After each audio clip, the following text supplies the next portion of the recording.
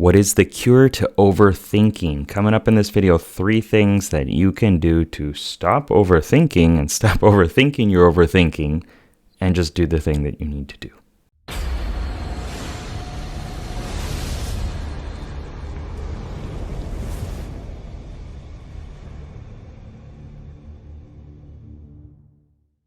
What's up, legend? It's Sherman here from Geek Psychology, where I help geeks, gamers, and creatives to play life better. Overthinking is one of those things that just so many gamers talk about, and the people that I've interviewed, the clients that I've had, like myself included.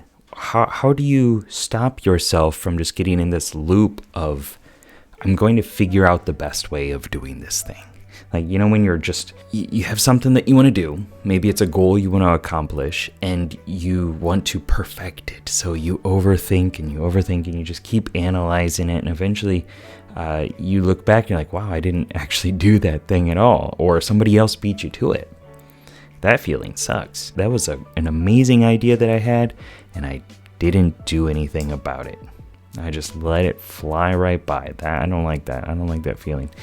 Or it could be in a relationship or something like that, and you're just overthinking about what the other person's perspective is. You're trying to mind read and say, oh, this is why she feels this way, and this is what she wants to do, or whatever it is.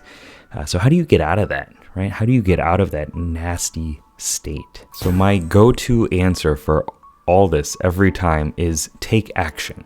Right? You can't be overthinking a thing if you are taking action to fixing it. If you're taking steps towards achieving the goal, if you're actually talking to the person about the issue, then you are not overthinking. And thus your problem is going to improve. In my mind and in my experience, it's always been the problem is not taking action fast enough. And I don't mean just like running straight into the fray like Leroy Jenkins or something like that. I mean, like there comes a point where that thinking is not going to achieve anything for you. Like you've reached critical mass and you're not getting any more benefit from it, right? So then you need to just take an action. And the trap that we can get into a lot is like, well, no, but if I just think about it a little bit more, if I just analyze it a little bit more, it's going to happen. I'm going to find that idea. I'm going to get that insight. But you're going to get more insights and more understanding through actually taking steps for actually doing this stuff. So that's the first thing you got to know, right? And then the second one is like, if you are struggling to get yourself to take those actions, bring in a timer of sorts. Bring in some sort of doomsday clock or something like that. Something that is going to push you to actually take those steps. Because a lot of perceivers within the Myers-Briggs type system, like myself, right, we get this like massive burst of energy to do something right at the start, and we get all excited about it or whatever it is, and we start taking all these actions. Then it kind of just fizzles out because it's not really new anymore, and we delay achieving that goal. So a way of hacking that is to set more intermittent goals, right? Set shorter goals, like, okay, this week by Wednesday, I need to finish this thing, right? And then by Friday, I need to finish this next part.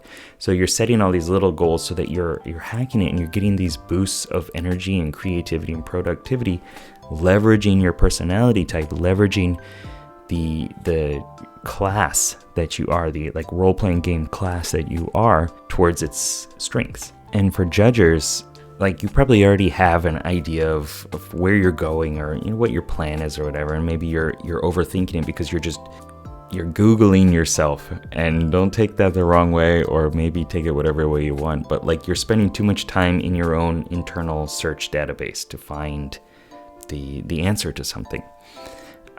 So once again, shorten the deadlines. Parkinson's law is basically like a task will expand or shrink to fill the time allotted to it, right? So if you set your deadline for, I don't know, a year from now, then it's going to take you a year to fix it. If you're just like, I'm going to talk to this person someday, well, then someday is going to keep expanding, right? So shorten the timelines, and then you have less time to overthink and attach some sort of emotional or objective metric to it so that you actually force yourself to do it, right? Make it extremely important that you do the thing that you know you should do instead of doing the other stuff that you shouldn't be doing while you're supposed to be doing the thing that you're supposed to be doing.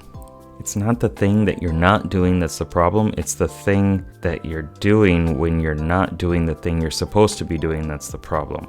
I think I said that right. Wyatt Woodsmall said that.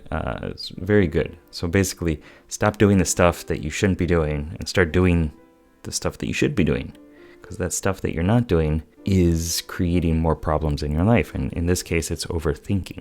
So just stop it. And the last one that I kind of mentioned, this ties into all this, is like understanding why you are not taking that action. Okay, so why is it not that important that you accomplish your goal? If you're overthinking about it, then accomplishing the goal, whether it's talking to somebody, whether it's finishing a project, whether it's releasing your art or your story or something like that, making a video, whatever it is, like why is that goal not really that important? Why is overthinking more important than the actual achievement of the goal? Or if it's a relationship, you don't want to talk to the person that you know you really should, right? Because there's like conflict and stuff in it, and that stuff sucks, right? But resolving that conflict is not important enough to you, right? You would rather like delay it.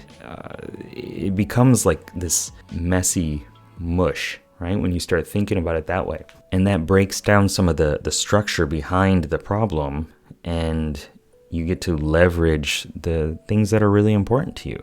You could also think about like, why is achieving this goal so important to you that you're spending so much time thinking about it? Like, does it attribute to your success as a person, like your view of yourself or the view of other people?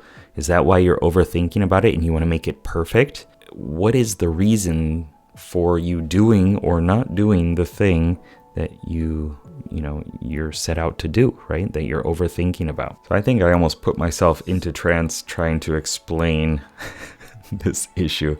But really the cure for overthinking, taking action, setting a timer to force that action, right? Make it that it has to happen within this certain amount of time, and then leveraging your whys and understanding why it's important that you achieve the goal, or why have you not taken the steps necessary? Like, what is the underlying thing that is more important than you overthinking, so that you can bring that into the goal creation or accomplishing process. Woo! I think we're good. I think we're good on this one. And let me know down below in the comments what helped. Or if you want a more strategic approach, go to nomorefearoffailure.geekpsychology.com and check out the mini course there. Keep up the lifelong questing. Good luck, have fun. Love you. Peace.